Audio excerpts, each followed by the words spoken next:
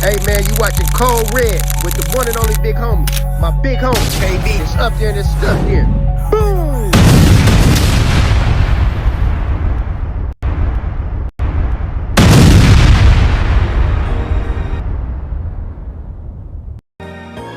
Yeah.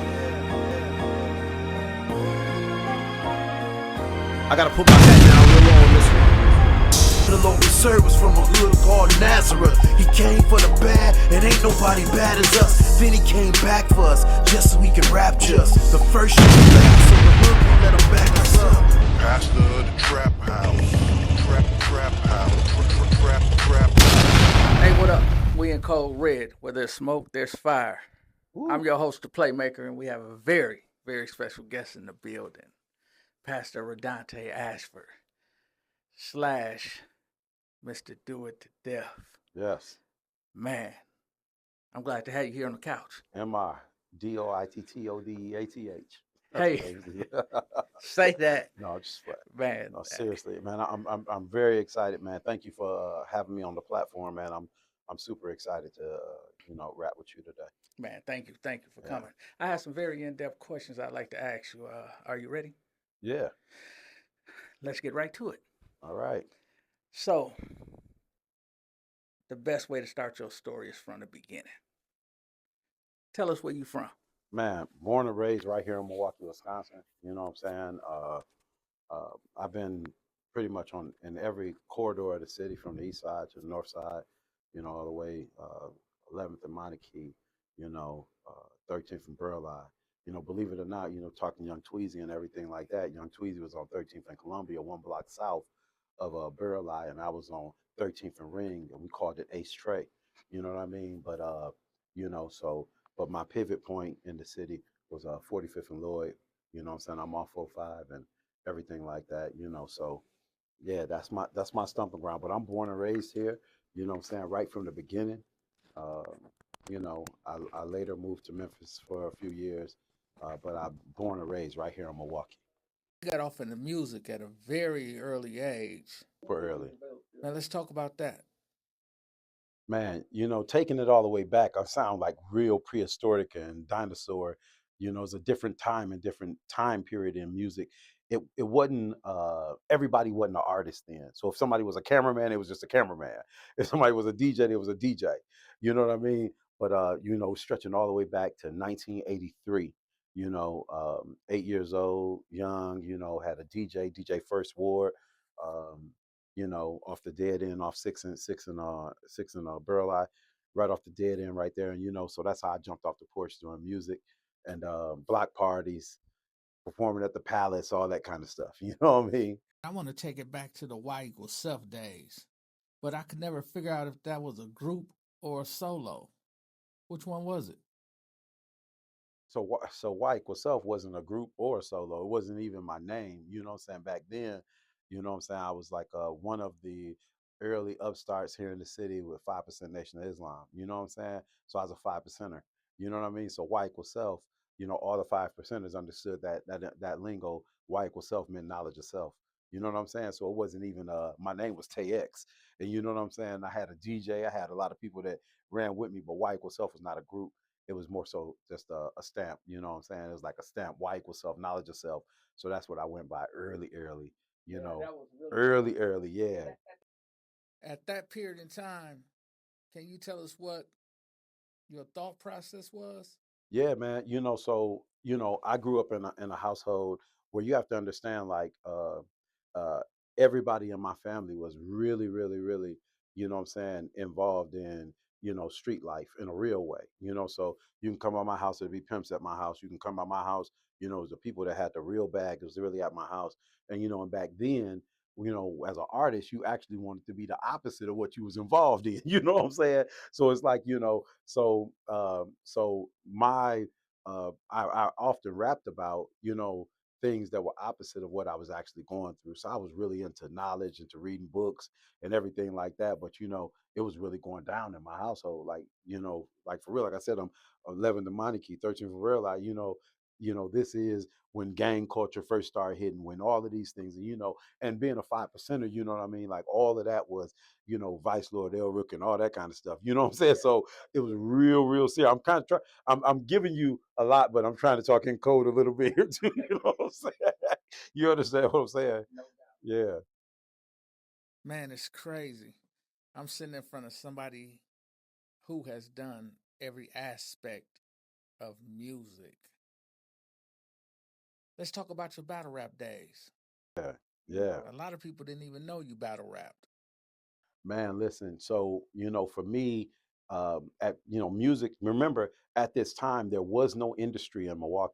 There was no labels. There was nobody that had deals. This is even before Ty and Peachy Thomas. This is before Arrested Development. This is before all of those times. So, you know, so I just wanted to be the best rapper in middle school. You know what I mean? And so you battled on the middle school circuit. Then when I got to Madison, which really was the takeoff, because Madison was like a breeding ground for all the who's who. You had Ice Moan, you had Big Hank, you had Johnny from Creativity, you had all of these amazing artists. You had DJ Tony Neal coming up out of there. So Madison was like a battle rap breeding ground. So you had to battle at Madison. You know, people used to catch the bus from other schools to come to Madison just to battle us. Man, that's a crazy coincidence that all the future superstars would attend one school. It's almost like the school of the And let me arts. tell you something, it was just like that. And I want to make sure I tell this. A lot of people don't know. First time I ever met Ice Moan, who was very pivotal in the beginning. You know, you heard Tweezy say, let me tell you who really started this. Ice Moan, Cuckoo Cow, Mr. Do It to Death. You know, the first time I met Ice Moan was in the bathroom at Madison. He had finger waves, a trench coat, leather coat, and we in the bathroom at Madison. And I used to carry 225 handguns to school. You know what I'm saying? So I pull out my 225s and show Ice Moan my 25s. Ice Moan opened the briefcase and showed me a Tech 9. You know what I'm saying? The first time I ever seen a Tech 9 was in the bathroom at Madison with Ice Moan. He'll tell you that's true. He'll validate that. Yeah. Man, I want to talk about something very interesting, man. Let's talk about the infamous Red album. Oh man, the Red album, the Yeah, Life, the Tale of a Tell of a Rapper. Rapper. That's it. Life to Tell of a Rapper. Well, actually, it was three album covers. It was the marketing. It was three album covers. It was a red album, a blue album, and a black album. And it really was the same album. It just was different album covers. And where we got that from was because uh, we was one of the first labels. Infinite Recordings, one of the first labels to really what we call rap hustle. You know, me and my cousin Steve-O, man, we printed up. I believe at first we printed up like 5,000 copies of Mr. Do It to Death, Right Back at Your tape, and we went to Capitol Court and we sold them all, $3 a piece. Me and my cousin Steve-O sold 5,000 copies for $3 a piece of Right Back at You. And we was like, oh, it's up. You know what I mean? So we re-up and then we start hitting the road. But when we started traveling, we was going to places like Little Rock, Arkansas, different places, and there were different people.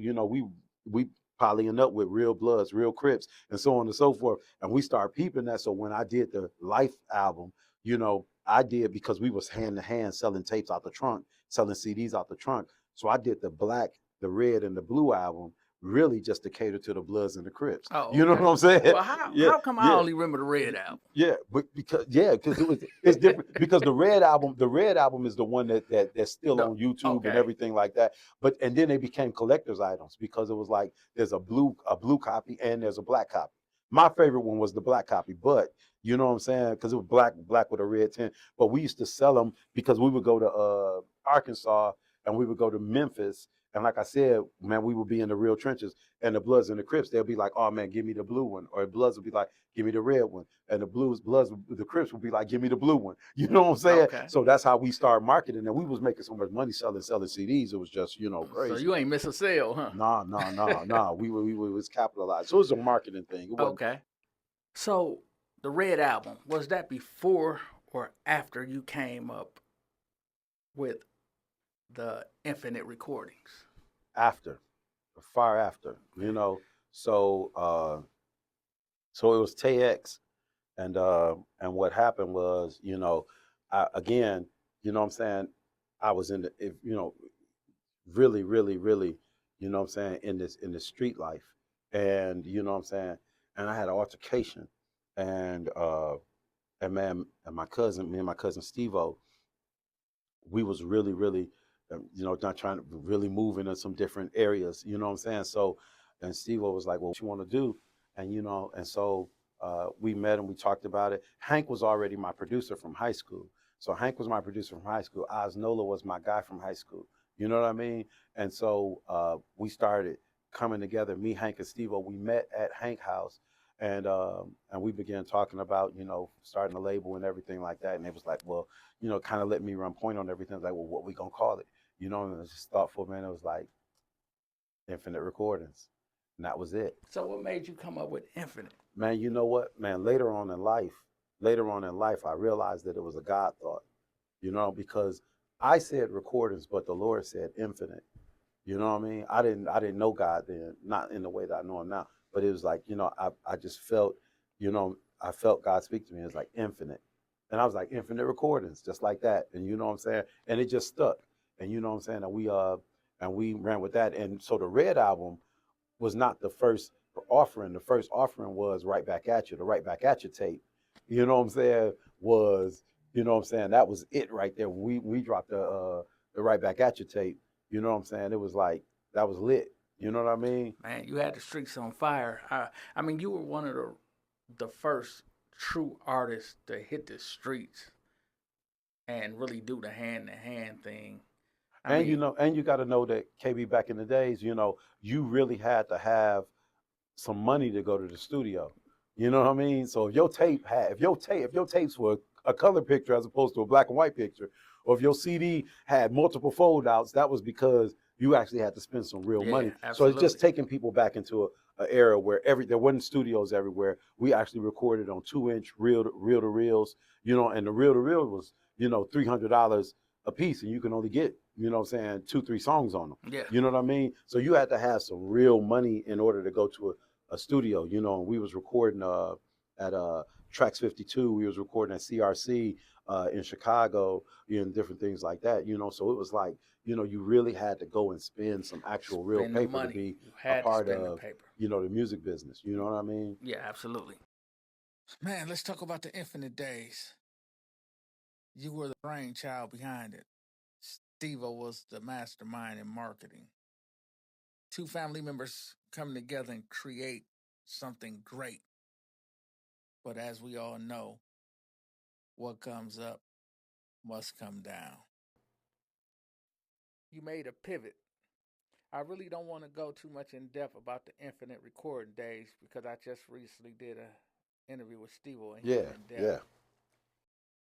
Man, Steve-O covered a lot of bases. You make your move to Memphis just in time. It's almost like you saw the cookie getting ready to crumble. The feds entered the picture.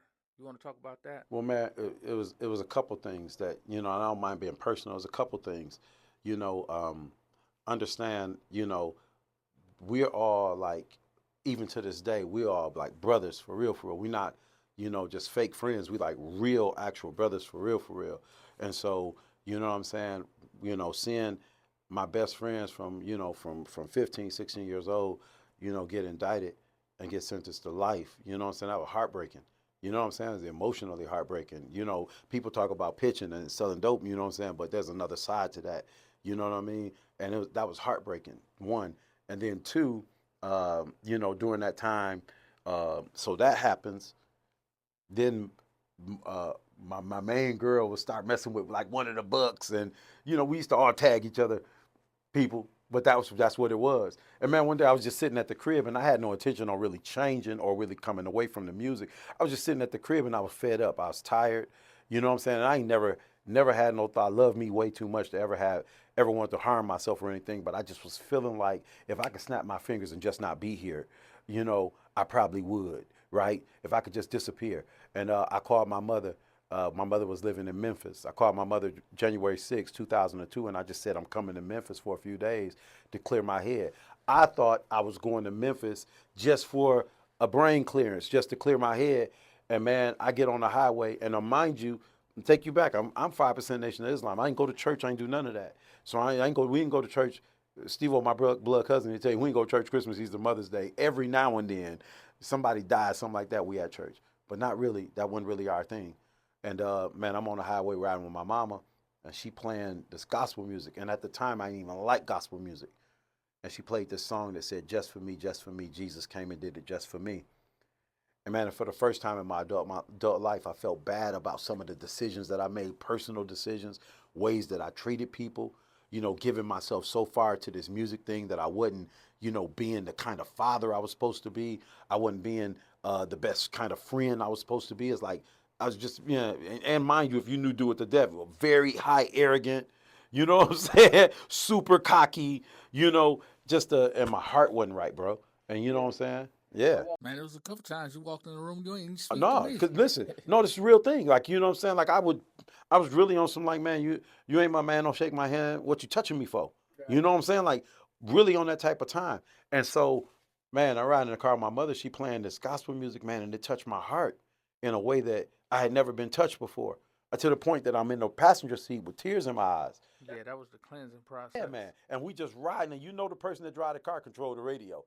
And so she remixing on me. So she played the Fred Hammond, and then she played a song by Donnie McClurkin that said, just for me, Jesus came and did it just for me. Well, the cross, it always represents the love God had for me when the King of Glory, heaven sent, gave it all on Calvary. I'm spitting bars right now, right? And man, my mama pulled over on the highway because I told her, I said, I want to give my life to Christ. We pulled over on the highway on my way to Memphis. I just thought I was going to visit. Man, we on the highway, Cairo, Illinois, you know what I'm saying? Highway 57, trucks going by. My mother held my hands and prayed with me.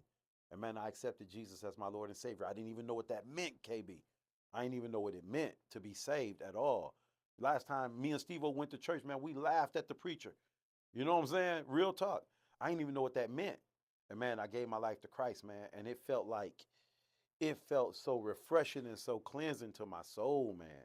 You know what I'm saying? That when I got to Memphis, I didn't know what I was going to do, but I had my mind made up. I wasn't turning back. And, you know, and Steve-O gave you a lot of this story, but Steve-O was calling me, you know, after about a week or so, you know, he let me have my space. And, you know, they had this thing they would say, it's just Tay. You know, I'm just being me. But he was calling me like, man, when you coming back? I was like, bro, I ain't coming back. Okay, yeah, it's just Tay being Tay. Then a couple other weeks go by, like, wait a minute, you know, bro, when you coming back? We in the middle of matter of fact, we have an album that we never released, which I think is the best album I ever recorded, If They Can See Me Now. Literally, you know what I'm saying? Like, I'm gonna have to let you listen to it one day. Like, literally classic. And he like, you know, when you come, like, bro, I ain't coming back. You know what I'm saying? They like, oh my God. Man, you think that broke Steve-O's heart? Absolutely. Listen, this ain't just my cousin, fam. Me and Steve-O don't start at hustling. We don't start at music. We start at kids. Man, the reason I asked you about that is because in his interview, he was real passionate about it. Yeah. You and the fallout. So that's the reason I said that. Bro, heartbreaking. You know what I'm saying? You have to understand, like in my family, and we got a lot of young men in our family, to the point that, you know, we all grew up hard. We all grew up fist fighting together, playing the games together, stealing newspapers together, you name it. You know what I'm saying? We did everything together. Most of my life, I lived at Steve-O house. You understand? His mama Ricky is my favorite cousin in the world. You know what I'm saying? And she always took care of me. So if she made her children a steak, she made me one. Our whole family be over there. She's like, nope, that's my kids and that's Dante's. She always made sure that I was taken care of. And so me and Steve-O, like, we cousins, and I'm just a few years older than him, but we like brothers. You understand what I'm saying? And so I know it was heartbreaking, but it wasn't like intentional. Like, I'm trying to break your heart. I'm like, dog, this God, like, you know what I'm saying? Like I'm like, because we ain't never cross each other ever in life. You know what I'm saying? And it's like, you know, real talk. And again, you know, I talk over some people here, but you know what I'm saying? We know everything about everything. You know what I'm saying? And if it's one person I know in the world that I can trust with my life, with my everything, you know what I'm saying, it's Steve-O. You know what I'm saying? It's like, you know what I'm saying? No rat, no roll, no nothing. You know what I'm saying? For real, for real. This my blood. You know, but I'm saying, yeah, man, I know it broke his heart. Absolutely, man. We not, you got to think about this. Like, We not trying to make it at this point. We in the dough. You know what I'm saying? We don't labor. We don't spend the bread. We got, you know what I'm saying? Our people got knocked, but we in the dough. You know what I'm saying? We back and forth in New York. We known in these different rooms. We are this music scene here. We are the who's who. And so it was expected for me to carry the torch forward. And I wanted to do it to death. You know what I'm saying? You know, I wanted to carry the torch forward. But now this is God. This ain't me. This is the Lord done said this. You know what I'm saying? I'm like, and I can't explain it to nobody. Why? Because I ain't never been down this road before. I ain't never even, it'd be different if they seen me gradually going to church here and they were like, oh, I seen that coming. Dog, you have to understand this happened out of nowhere. You know what I'm saying? I'm riding in the car with my mama. You know what I'm saying? This happened out of nowhere. God spoke to my heart, man. You know what I'm saying? Saved my soul right there on the highway, man. Spoke to my heart. You know what I'm saying? The Lord called me to preach, called all of that right in that moment. And man, I ain't know what to do with that. You know what I'm saying? And you know, man, I didn't want to seem like a coward. You know, we had these sayings, if you're scared, go to church. You know, I didn't want to cower out. I didn't want to walk away from nothing. And you have to understand, when I walked away from everything. Everything. When Steve-O called me, we go into 6 months, 2 months. You know, he checking back in, man. What's up? I'm like, bro, I'm done. What you want to do with your stuff? Sell it. You know what I'm saying? It's like, you know, yeah, it's like that type of time. It's like, bro, I'm through. You know what I'm saying? And then I got a whole nother dynamic happening in Memphis that now I'm somewhere where I'm not living up to the persona of what I created in the streets. I'm not living up to a nickname. I'm not Mr. Do It to Death. I'm just Radonte Ashford. Right. That's it. I can walk outside and literally walk to work. When I'm in Memphis, man, I got a job, man. I was walking to work, bro. I didn't even have a car down there at first. So I take it at that moment you felt human. Superhuman. Yeah. Superhuman. You go from jumping out Benzes and Range Rovers, you know what I'm saying? I'm in Memphis sleeping on my mama's couch, man, walking to work. You know what I'm saying? And that was by choice. By choice. Man, I promise God, no nothing. I'm not going back to nothing. What you got right here, that's it. I ain't going back to nothing. I ain't grabbing no bag. I ain't grabbing no sack. I ain't doing nothing. None of the ways that I knew how to get money or do anything is like abandon everything. I didn't just walk away from my blood, from Steve-O and them. I walked away from everything. I'm talking about, man, no busting, no moves, no pimping, no hoes, no nothing. Like, I'm walked away from everything. And it's like, now it's just me and God. And I'm just trekking it out. And I'm trying to figure it out. And, you know, yeah, so that's what it was. So you making your transition away from the music, but you can't, because here comes Wave Chappelle. But before Wave Chappelle, there was F1 Diamond, pastor of the Trap House. Right. And that was after some time. So I went to give you the quick. I went back to school. I got my GED. I enrolled myself in college. So that absorbed, like, man, 5 or 6 years right there. You know what I mean? Then I was serving as a youth pastor at a church in Memphis, 6,000 members. And the youth ministry is growing like crazy. I'm talking about 400 kids. And I'm also, because I'm really from these streets, I'm going in, I'm politicking with, you know what I'm saying, gang leaders in Memphis. I'm getting kids out of gangs. I'm doing all this. I'm like really enjoying. And because I was so hood in my approach, one of the kids in my youth ministry jokingly, he was like, "You like the pastor of the Trap House." You know what I'm saying? And it was a joke between me and my young people, pastor of the Trap House. And because I was so tied in with the music, you know, I would be in Memphis and I would run into Ball and G. You know what I'm saying? My little cousins went to school with Gotti at Trisman. You know what I'm saying? So it's like we all in these circles together, and I would, you know, see Yo Gotti, I would see Grip, I would see, you know, we all, and now they know me from my pastoral stuff and being in the streets. Right. You know, I end up making this song called Pastor of the Trap House. And it was a joke between me and my young people. And man, I made this song and it was bumping. And I got to tell you this story real quick. You know, I had made this phone call I want to show this movie called Saving God with Ving Rhames and Dean McDermott. I wanted to show the movie to my youth group. So I called the number offline and asked them for ticket for could I have the license in it to show the movie. And they gave me the number, but the guy that answered the phone, he said, man, what made you call right now? I was like, man, I want to show the movie. He's like, I never answered his phone. Man, I'm talking to the guy. Man, he the owner of Cloud 10 Pictures. And Cloud 10 Pictures. And so we talking. I was like, man, it's crazy. I love this movie because I just made this song called Pastor of the Trap House. And it reminded me, Ving Rhames' character in the movie was this street pastor who, you know what I'm saying, who was going back in the hood. Okay. And so it was like the song. And so I said, man, I got this song. And it's so crazy. It's just like the movie. He's like, send it to me. Man, the man called me back in 15 minutes and he was like, man, I love this song. He's like, man, I was just about to re-release the movie and I want to work this song into the movie. He said, actually, the movie is distributed by E1 Entertainment. Now, I knew who E1 was, Koch, at the time.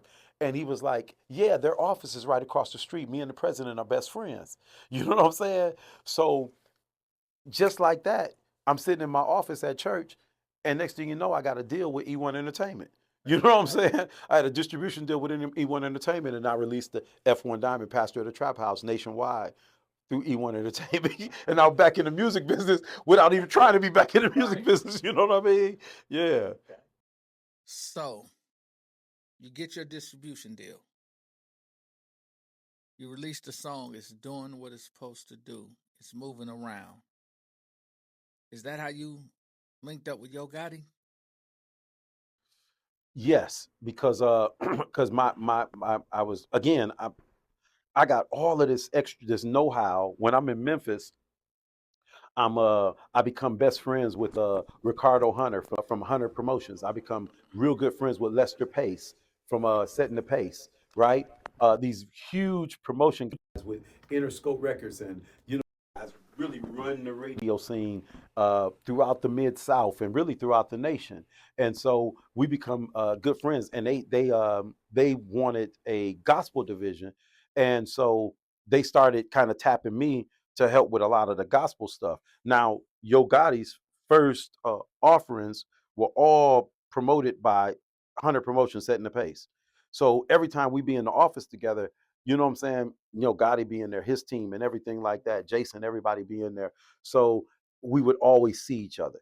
You know what I mean? We would always see each other and they respected what I was doing, even though it was gospel, but they respected it. You know what I mean? It was just different at that time. Everybody wasn't doing like cut hard, gospel music. Gospel music normally sounded kind of corny. It wasn't like, with that trap beat and everything. And they respected it. And so that's how we really started moving before even signing my son. We was just really cool.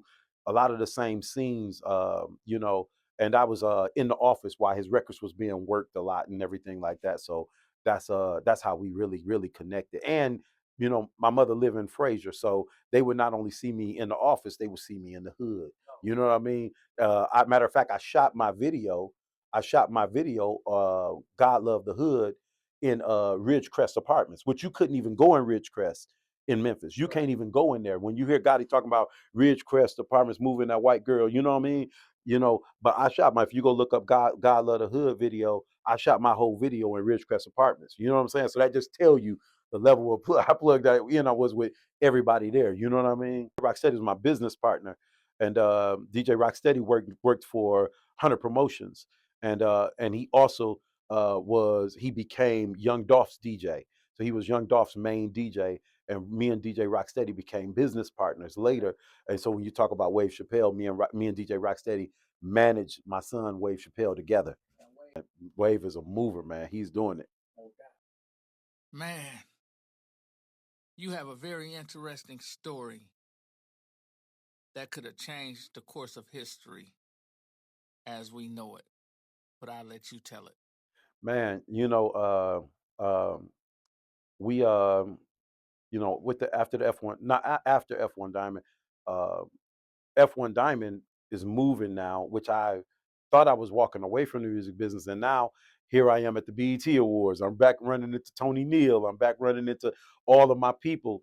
You know what I'm saying? Because I'm really finding my way in the environment, and I'm also learning. I'm learning how the music business actually works in a way that I never learned when we were doing it here. But I'm learning the actual inroads of how to work a record. You know, how to take an album from no spins to, you know what I'm saying, to really, you know, charting in different markets and so on and so forth. And so I'm learning all that with Lester Pace. I'm learning all that with Ricardo Hunter. And but I got so much good information that it ain't nothing I can do with it. You know what I mean? There's nothing that I can do with it. So I'm like, Steve-O is still moving. He's still doing things, you know, with the music and everything. So I'm calling Steve-O and I'm like, hey, you know what I'm saying? And just connecting different, continuing to connect these dots, because now I got so much information that I can't use. And I was going to continue with the F1 Diamond thing. And then my son emerged. My son, I heard my son, and man, is, you know, being honest with you, I'm very, very hard critique because I come from such a authentic space of hip hop, and my son is authentically dope. Like he is authentically that deal. And I was watching on Instagram, and my son was man, he was smoking some weed, and he had just graduated, and he was supposed to go to University of Illinois, and he said he was taking a sit out, and I was like, man, I don't want my son to go down the same route, and here I am with all of this information to help him. And so I called him on the phone, and I used to call him all the time and say, man, come to Memphis. And he would be like, no, I want to be with my friends. Me and my friends, we doing this. He had a little group at the time. But this time I called him. I said, son, listen, I said, if you come to Memphis and go to school, I'll help you with your music. He was like, bet. So my son came down. I enrolled him in Lemoyne On College, HBCU. He went to school, did everything I asked him to do. And I became friends with Carlos Brody, 6 July. He's the guy that produced Notorious B.I.G. What's Beef, produced Lil Kim. He was one of Bad Boy Hitmen. And Carlos Brody was me, and we was real tight. And I called Carlos Brody to the house and was like, man, I want you to hear my son. And he came by and he just played like 25 minutes of beats. And my son was just rapping nonstop. And he stopped me. He said, they called me F1 at the time. He said, F. He said, he got it. For real, for real. And when he said that, I was like, let's go. You know what I mean? So my son, so I put a lot of energy and time into him, and making sure he could get where he wanted to go. You know what I mean? So just forged that whole. Now, I didn't have to call Gotti, but I made sure that I put things in a space that they would authentically reach out to him. You know what I mean? And so the marketing strategy was real simple. We from Milwaukee, so I was like, I'm finna make everybody in Milwaukee feel like you the man, and everybody in Memphis gonna feel like you the man from Milwaukee. You know what I'm saying? So I just started pity patting because he didn't have no single, he didn't have no go to song. He's just like, that's bars. So I was like, we start marketing it. And lo and behold, because Gotti is real in the know with his ear to the ground, and Memphis was going so crazy over my son. You got to think at the time, Gotti no one wearing skinny jeans, ripped jeans, no none of that. That all come from Wave Chappelle. You know what I'm saying? That I got video where Gotti is talking about. I picked him up in the Rolls Royce and the Phantom, and he talking about going to the thrift store. You know what I'm saying? So all of that, ripped jeans, all of that come from Wave. You feel what I'm saying? So Gotti reached out to Wave on Instagram, on DM'd him. He was like, "Man, I love what you're doing," because we was moving in Memphis, and Memphis is a different type of scene. It's tough in Memphis. I'm talking about it's one of the greatest music scenes that you ever could speak of. And Milwaukee is like that right now, but Memphis got a dope music scene. You know what I mean? Yeah. And Wave was right at the he was right at the top of that. Yeah. You have a connection with both Yo Gotti and Young Dolph. Man, let's talk about that. Man, this is what I would say, you know what I'm saying? Because, this is what I would say in that situation. A lot of people don't know, and this is before um, any of the things that have been out there already reported that people feel like jumped off, but this is before all of that. A lot of people don't know that Yo Gotti and Dolph recorded in the exact same studio in Memphis. Gotti would be in Studio A and Dolph would be in Studio D. And like I said, Rocksteady was my DJ. And man, and this is when everything first started kind of going crazy. Uh, Me, Gotti, Wave, we standing at the vending machine. And this is an exclusive right here. We standing at the vending machine, and Dolph walked through, and he got $1 in his hand, and he go in the vending machine. He speak to me, "What's up, F?" He speak to Wave, "What's up, Wave?" He didn't say nothing to Gotti, and when he walked off, I asked Gotti, I was like, "Man," I said, "Is this real? Is this real?" And he said, "No." He's like, "It ain't nothing. There's nothing going on." You know what I'm saying? And I asked him, I said, "Man, you want to talk to him?" You know what I'm saying? Because they both really, the impact of Young Dolph in Memphis, like nothing else you ever seen before. And of course, you know who Gotti is, right? And so I was like, "Man, you want to talk to me?" He's like, "Yeah." And I went over there. I went over to his studio, and me and Rocksteady, and I asked him. I was like, "Man, man, what's going on?" And they would let me do that because I was a pastor, so they would let me, you know, squash little certain things that could be squashed. So I'm like, "Man, homie want to talk to you when you want to talk to him." And Dolph looked at me and he said, "So I'm gonna keep it 100, F." He said, "I don't want to talk." And that was the last I heard of it before everything went. And by this time, we transitioning out because Wave, when Wave and Gotti are still good, but Wave wanted to do a different flow. He wanted to go a different route, and Gotti respected that. But man, you know what I'm saying? I always think about the way everything went, and I'd say to myself, man, I would have begged harder if I knew the route that things would take, and the perception of the way that things are. And I'm not saying that these guys did anything or these guys did anything. I'm just saying the perception. If I'd have knew that it would all came, man, I would have begged harder. I'd have got down on one knee like, "Bro, please," like, you know what I mean? Because man, this was an amazing time in music. You talking like 2015, 2015, 2014, 2015, talking about an amazing time in music. And man, um, Dolph had that record, Preach. You know what I'm saying? And that resonated with me because I'm a pastor. You know what I'm saying? So it's like, man, I would have begged harder, bro. You know what I mean? But man, it's unfortunate. Yeah. And shout out to Big Jook. That's my dog, man. Love Big Jook, man. Man, you talking about a good heart, good person. Man, I just want to make sure I say that, man. Shout out to Big Jook. Real. Man, Talked about Y equals self. We talked about Tay X. We talked about Mr. Do It to Death. We talked about F1 Diamond. We talked about your move to Memphis. But let's talk about the transition, because once you got to Memphis, you still had to approach the fork in the road. What really made you go all the way with it?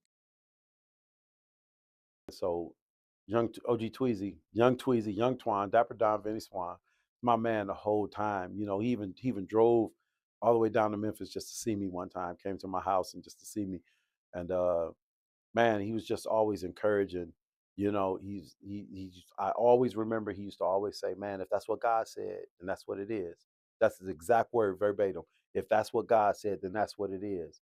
And man, transitioning, coming out these streets, coming away from music, coming away from all these different things to follow the unknown, because that's exactly what it was. To follow the path of the unknown is a scary thing.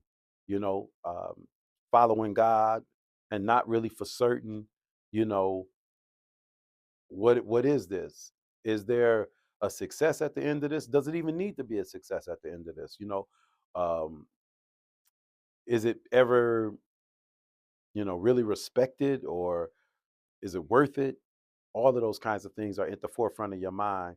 But I always remember Tweezy telling me, if that's what God said, then that's what it is. And that kind of settled my heart. It settled my heart to accept where it's at and allowing myself the space to actually grow up. Like I said, when I went to Memphis, I was 27. I was a high school dropout, 4 kids, baby mamas. You know what I'm saying? Allowing myself to grow up, allowing myself to prioritize some things that I was not necessarily prioritizing when I was young, reckless, and just trying to be, in the music business. I start caring more about, man, I care about my children. I care about their well being. I care about my family. You know what I'm saying? I care about the way people feel. I care about the way I'm speaking to people and the impression that I'm leaving on people and things of that. Like, man, God just started tenderizing my heart, man. And again, and the settling words from a real friend that was encouraging me and saying, man, if that's what God said, that's what it is. So it kind of let me settle into it and not feel like at first I felt like I was losing something. And then I started getting to the point like, man, I ain't losing nothing. I ain't missing out on nothing. I'm good. You know what I'm saying? It is what it is. I'm good. And the same energy I gave these streets and the same time that I gave these streets and effort and energy, because I've been off the porch a long time. I got off the porch when I was 11. You know what I'm saying? I've been off the porch a long time. And man, and I just turned 51. That's 40 years I've been off the porch. And so, I allowing my heart to settle. And once I allowed my heart to settle, I felt good about my decision that, you know what, I'm gonna go all the way. And man, I started going in. And my pastor, he told me, he said, because I didn't know what this whole preaching thing was. I thought I had to. Another one of my fears was I never wanted to be one of the preachers like, yeah, and the Lord said. I was like, what's to laugh at that stuff? You know what I'm saying? I was like, I don't want to do that. And my pastor told me, he said, no, he's like, be yourself. He's like, don't be like me, don't be like nobody. He said, be yourself. He said, God wants to use the most authentic version of you. And when he told me that, I was like, man, I can really be me. You mean I can dress like me? I can talk like me, and I can articulate and communicate. And then I realized, KB, I realized, man, that God had been calling me through this my whole life. Man, I was 5 and 6 years old, standing on the stoop in front of my house, you know what I'm saying, waving my hands and talking to people and just being myself. Always had the gift, you know what I mean? And I didn't realize that that's what it was. And man, I just settled in it. And yeah, and I accepted it, man. At that moment, did you feel totally free? I did, but I didn't feel completely free. To be honest with you, I'm finna let you in on an exclusive, man. I didn't feel free until this year. In this entire transition, this is the first year that I felt free. And what brought What that brought about? that about was OG Tweezy called me every day for 2 months and encouraged me to fill out this pardon because I still had scratches on my background from coming through this Vietnam we call the hood. You know what I'm saying? I still had scratches on me. I still had dirt on my name. I still had things, even though I'm trying to be good and I'm trying to do good, I'm still got stuff on my name that I feel like people could hold up and say, ha ha, look at him, he a hypocrite. You feel what I'm saying? It's like, you know what I'm saying? And and then I got to the point in my journey where I just didn't care, right? Like I don't care if let them say whatever they want to say. But me and Tweezy, when we would talk, he would always be like, man, we're gonna clear our names. We're gonna straighten our names up. We're gonna be it's our turn. He said, man, they never gave us nothing. And we gotta take back everything that belonged to us. And man, and that's all biblical, bro. Like, you know what I'm saying? Who the son sets free is free indeed. You know what I mean? And man, so I started making sure that my name good. You know what I mean? Not just in front of people, but my name good where I ain't gotta put nothing in nobody else's name. It's in my name. The license is in my name. You understand what I'm saying? This pistol is in my name. You understand what I'm saying? Ain't no hiding behind nothing. No monikers, no rap monikers, no nicknames, no nothing. I'm Radonte Ashford and my name is good. You know what I'm saying? And that's when what brought that about, man. And when I got my pardon this year, because of my friend convincing me to fill out that application, when I got that pardon, uh, man, that's when it really, really resonated that, man, you know what, man, I'm free. You know what I'm saying? Man, here go my ID. You feel what I'm saying? Here go my ID.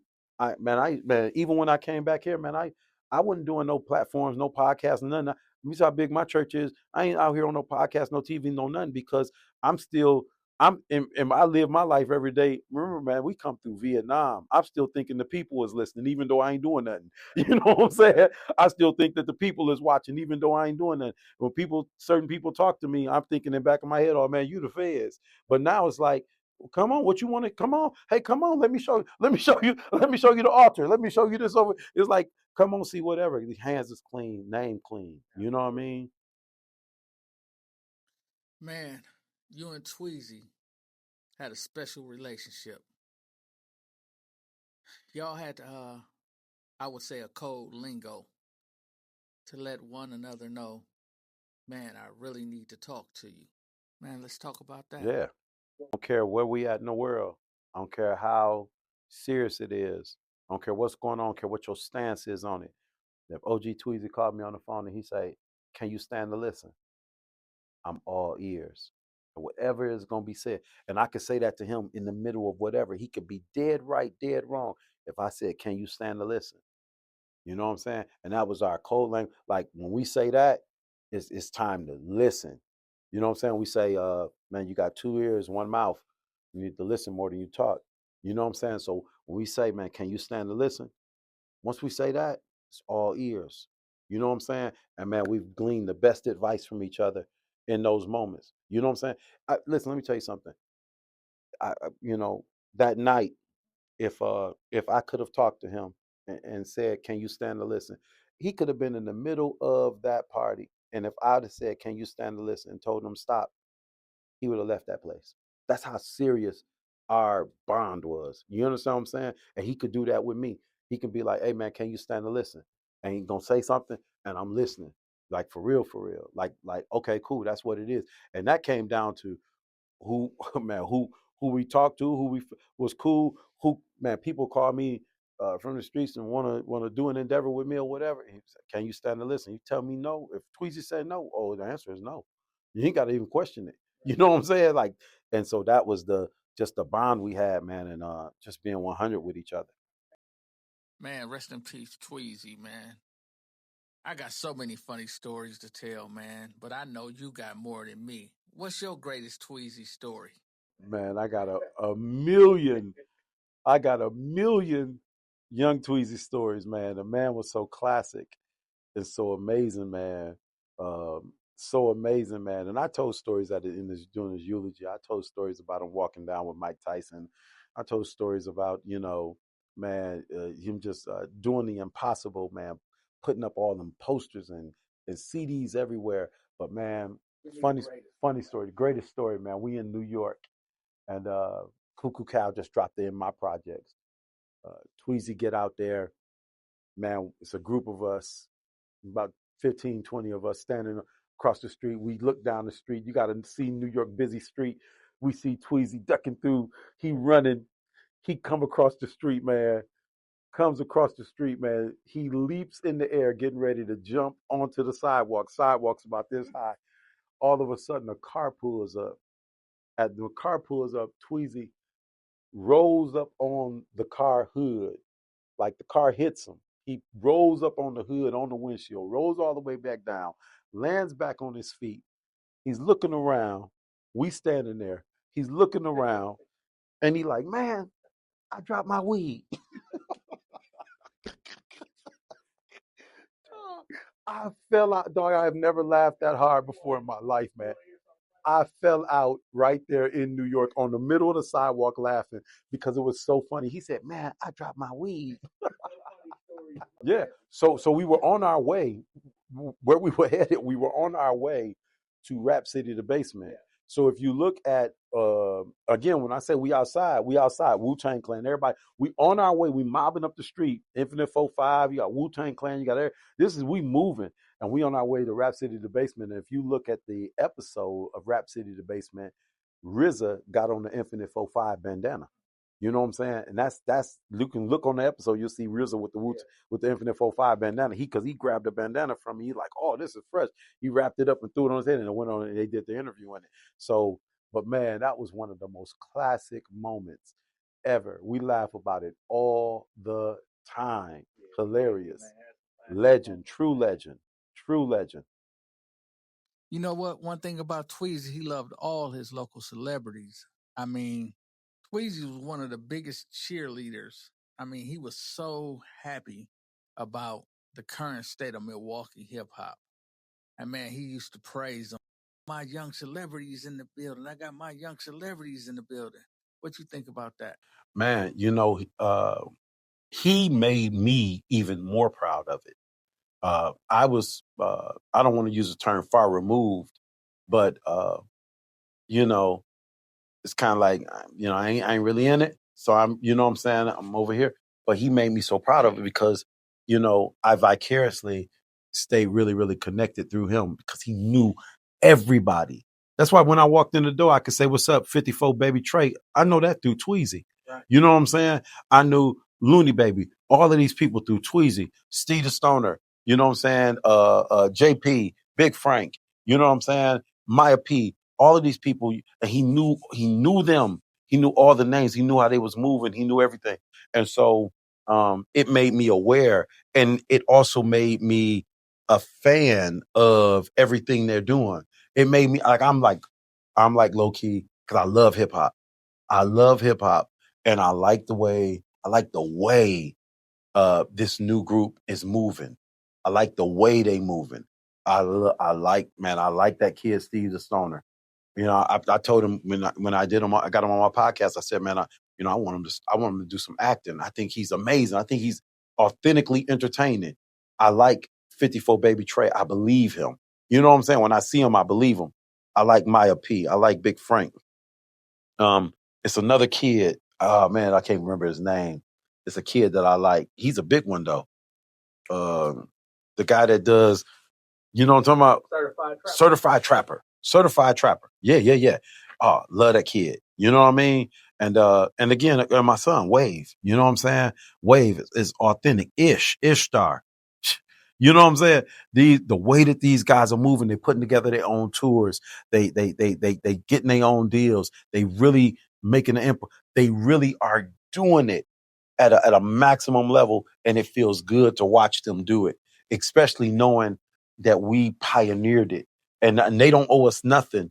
They don't owe us nothing. But I'm proud of them. It makes me proud as somebody who helped really pioneer this scene to see it. You know what I'm saying? Going to maximum heights. It's an amazing thing to watch. Man, I talk to you as an artist and I talk to you as a friend. But now I want to talk to you as a pastor. And I want to ask you, what's next? Man, the one thing that I would like to see, and I talk to artists like Steve the Stoner. I'm gonna make sure I say something to 54 Baby Trey before I leave here, and I say this to any artist that God give me the opportunity to impact, and I always tell them the same thing that Tweezy would say: man, make sure you keep God first. Make sure you keep God at your center.